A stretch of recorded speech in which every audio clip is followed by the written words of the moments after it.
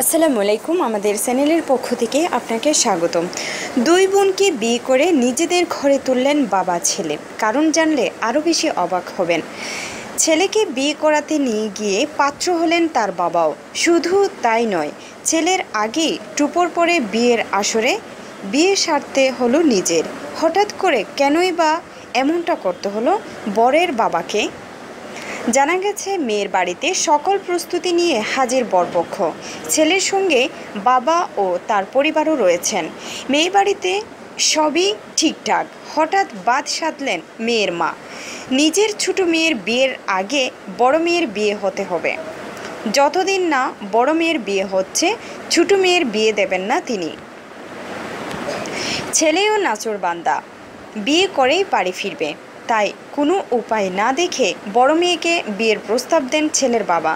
আর এই অদ্ভুত প্রস্তাবে রাজিও হয়ে যান মেয়ের মা।